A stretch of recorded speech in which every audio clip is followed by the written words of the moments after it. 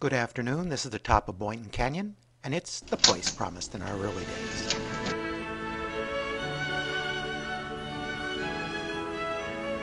The Place Promised in Our Early Days is a sci-fi anime movie from 2004. In an alternate world from our own, two young men face the challenge of keeping a promise from their school days. In this alternate world, Japan has been divided by the Cold War. The northern island of Hokkaido has been separated from Japan, re-established its older name of Ezo, and become part of the Union. The rest of Japan is in the alliance with the United States. The Union has constructed an incredible tower on that island of Ezo, taller than anything imagined before. Its slender line can be seen as far south as Tokyo itself, though no one in Japan knows its mystifying purpose.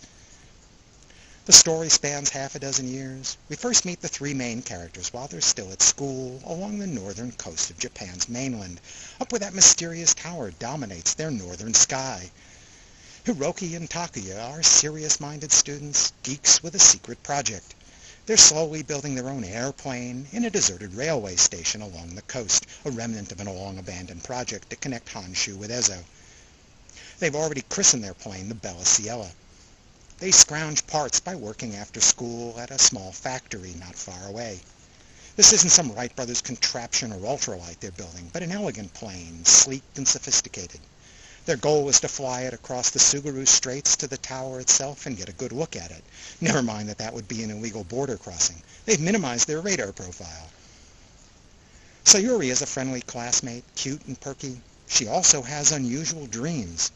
She first casually mentions one to Hiroki while they're chatting on a commuter train after school. She tells him that she dreamed the night before that she'd ride home with him in just that way.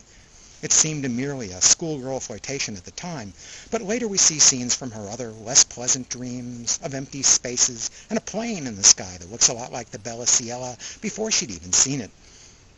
The boys eventually will invite her to see their private project, the ultimate in shared confidence.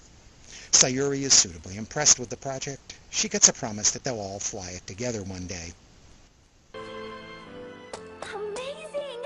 An airplane? That's right. Are you two building this by yourselves? We're working at the factory to pay for parts. Mr. Okabe's been helping us a lot, right? Mm-hmm. It's still far from being finished, though. It's amazing. Sayuri returns the boys' trust by treating them to a private concert on her violin. A third of the way through the film, the story jumps years into the future. Sayuri abruptly disappeared from school and the boys' lives without a word to them or any of her friends. Hiroki and Takuya have gone their separate ways, and the Bella Ciela never flew. That promise wasn't kept. Takuya is now a successful physicist and researcher studying parallel worlds. He's part of a project trying to open a small portal to one of those other worlds.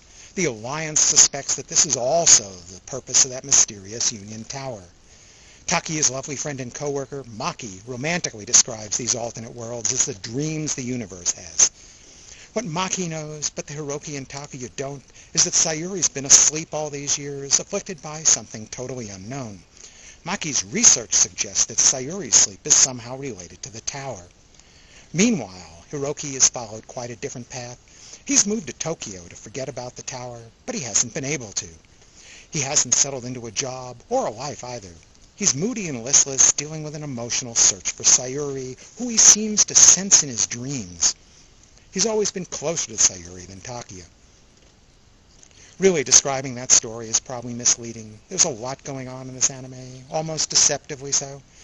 There's a face-off between the Union and the Alliance, and indeed, we even get some gunfire and a few drops of blood. There's a sci-fi element of alternate worlds, and indeed we have experiments in technobabble. And within the characters' dreams, we find the metaphysical. But primarily, there are deep friendships here.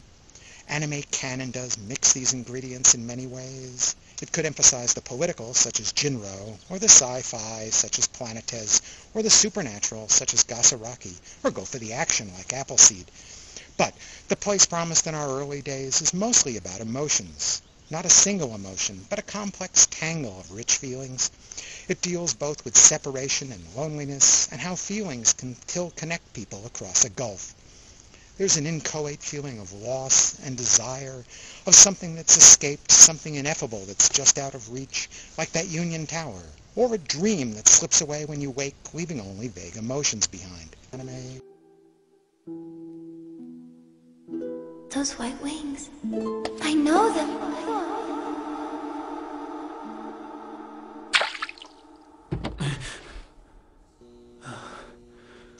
The Place Promised in Our Early Days is the first full-length movie directed by Makoto Shinkai, who also wrote the screenplay.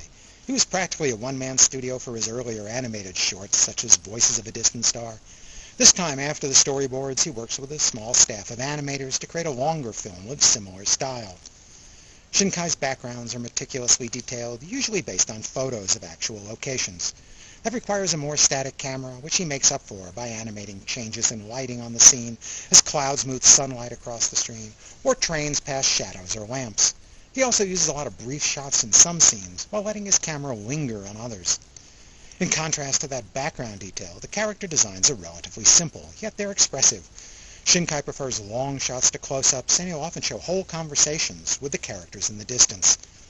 This isn't an action movie, but what small action scenes there are very nicely animated too. The soundtrack runs the gamut from Sayuri's violin solo to a full orchestra. It perfectly augments the sentimental emotions of the anime. The Place Promised in Our Early Days is piled thick with sentimental longings. Despite the sci-fi and political trappings, it appeals to the heart, not the head, about people struggling to maintain a human connection despite a world of distractions. As in his Voices of a Distant Star, Shinkai believes such emotional bonds transcend space, time, dimensions, logic, but it's all understated without loud or explicit declarations. I give The Place Promised in Our Early Days 5 stars for a sentimental journey through another place and another time. It's released in North America by ADV Films. The English dub is pretty good, but I still give the Japanese voice cast the edge. For extras, the DVD has an interview with Shinkai and the three main Japanese voice actors. Thanks for watching.